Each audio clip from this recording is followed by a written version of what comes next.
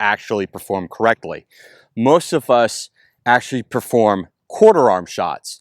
So I say the way I like to label shots is overhand, 3/4 arm, side arm, quarter arm, underhand. All right, I like to keep it in those 5 quadrants, very simple. All right, I know there's a million different angles in between, but at the end of the day, I just like to have just those 5 basic shots. So when we're trying to shoot underhand, it's extremely difficult to get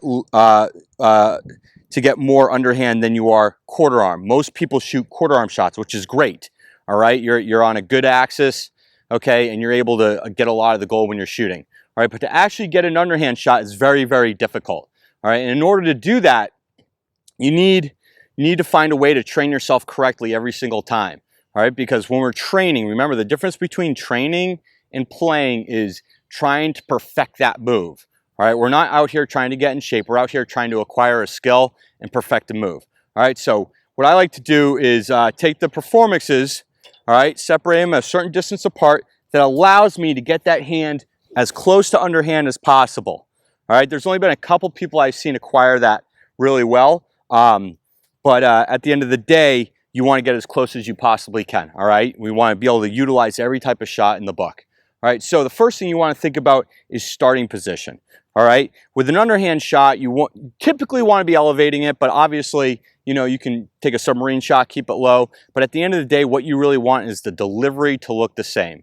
Every single time you take a shot, you want your delivery to look the same. You don't want to be showing the goalie where you're shooting, because if you have tendencies with each type of shot, you're going to be showing the goalie where you're shooting. All right, so you want to keep it consistent.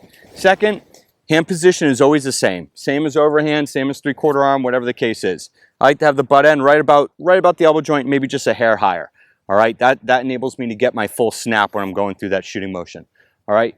Third, I like to actually drop my body. All right, so I like to kick my butt back a little bit. But this is different than actually rolling your back. You do not want to be rolling your back. So you want to keep that back straight, kick the butt out a little bit, and start to creep your body down. All right. Now, when we start, we want to make sure we have our feet, you know, hip width apart. We don't want this big wide base like this. All right. So we want to start feet hip width apart, and that allows us to actually step forward into that shot. All right. If my feet are too wide, I'm going to step and I'm going to fall backwards out of that shot. You see a lot of people do that at all levels. All right. And we want to make sure we're driving forward through that shot. So starting position right here. All right. Hand starts here just for a little cradle. All right. And then it comes down, feet right about hip width apart. All right. And that allows me to step forward and get over that ball. All right. And get over the shot. So I'm going to step in, little crow's hop here. I don't like to bring my foot behind. I typically like to keep it just a little quick little shuffle. All right. As I come forward, I step and I open up this front foot. Just like in the stepping drill we often do. Just teach your body to step and pull into the ground. All right, I step, I open up this front foot, and I drive forward with that stick. Now, make sure your body isn't behind the ball. You're actually over the ball. Back is straight, and your body's over the ball.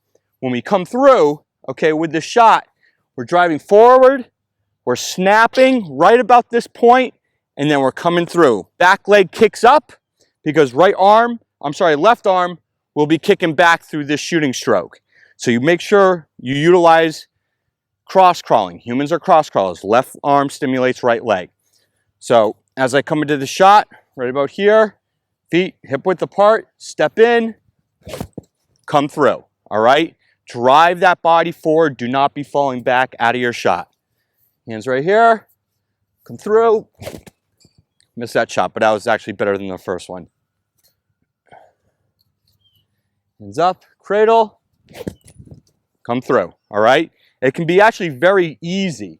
You want a shot to feel easy when you're shooting. Come through, drive forward. All right? It doesn't have to be hard. You just want a lot of snap. You want a nice quick release. So that hand turnover is important every single time. Through, driving through, forward, and driving forward.